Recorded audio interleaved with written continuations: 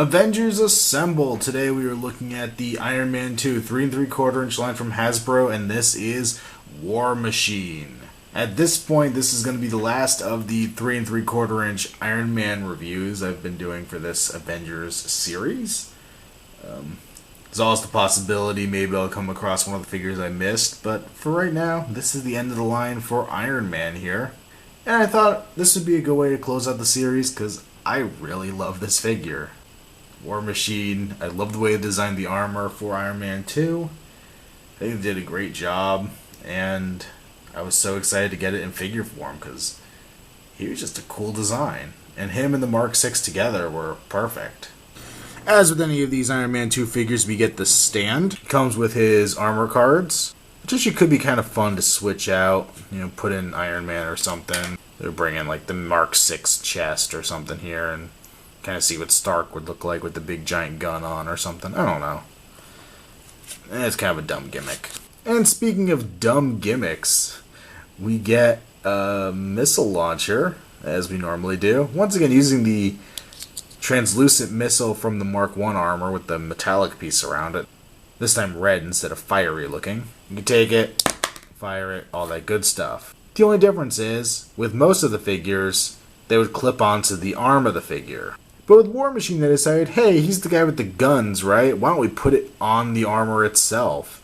So back here you have a little peg that you can rotate up with a ball joint on it and peg it right into that piece there.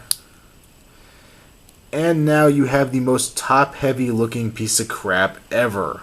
That is ridiculous. That is beyond ridiculous. Yeah, okay, no, we're not doing that. So once we take the ridiculous BFG of Doom off of him, War Machine's pretty darn cool. He looks really faithful to how he did in the movie. The color scheme is done really well. The resculpt on the armor is pretty darn cool. He's got the kind of guarded arc reactor in there. Got the serial numbers and stuff all over the suit, which is a nice touch. You can see down on his arm, he's got like the shotguns and stuff off to the side. Really cool looking. Even got the reactor on the hand there, even though the paint is bleeding off a little bit, which kind of stinks. He's got big chunky legs with the boosters and stuff down there. Flip them around for you real quick. I love his shoulder pads. They're hinged and they're big and chunky, like much cooler than what Iron Man has. He's got the big pontoons on either side of his head. The head sculpt's just a repainted Iron Man, but it's still really nice. The red eyes and the Red Reactor. I know this guy went through a bunch of different variants out on the shelves, and I don't even remember which one ended up in the movie. But I know there was red eyes with a blue arc reactor with red eyes, both red, both blue. Just really depended what version they painted him up in, and this one's all red. And like I said, I don't really remember what it ended up being in the movie, but this looks good enough for me. Now, of course, the important part here, we have his gun on the back here. Pretty nicely detailed. It's on a swivel arm back here, so it can go in a ball joint up at the very top, so up and down, left and right. And you also rotate it backwards and rotate it a bunch of different directions, which is cool because in the movie he wasn't really limited as to where you could put the gun. It was kind of actually attached in the middle of his back, and you can kind of move it all over. You also see here we got the strand of bullets coming out. This comes as a separate piece. I ended up gluing it into the figure just because it falls out every 30 seconds if you don't glue it in, so I glued mine on. As I mentioned before, the big gun goes on a similar one on the opposite shoulder, and right now I have nothing there. Later on they did concept series ones that actually had missiles and stuff for that side, and I kind of wish we would have gotten that with this guy instead of the stupid thing we did. But he looks good enough with just the big gun up on the shoulder, and that's the iconic part. That's what you really want. For articulation, if you don't count the gun, he has an incredibly stiff ball-jointed neck. I know the rotation's got to be there, but I can't get mine to move, so I'm just going to leave it alone before I break something. He's got the ball joint in the mid-torso.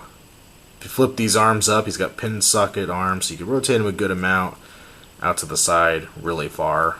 You can bend and swivel at the elbow. The hands will actually rotate, but they are limited severely by the way the armor is designed. Standard movie-style legs. Gonna go with the ball joint, all that good stuff. Rotate the upper leg.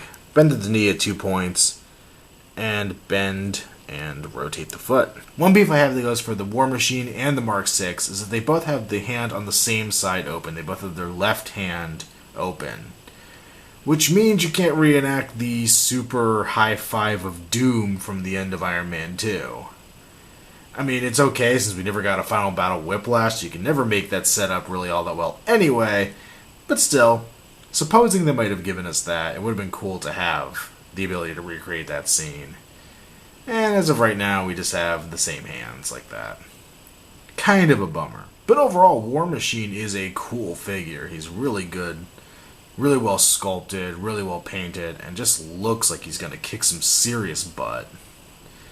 Definitely recommend this guy. One of the coolest of the wave.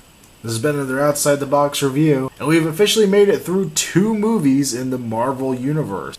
We've covered Iron Man 1 and 2, and unfortunately I sold off all my Hulk figures, so we're moving straight ahead into Thor and then Captain America, all in preparation for Avengers. Stay tuned.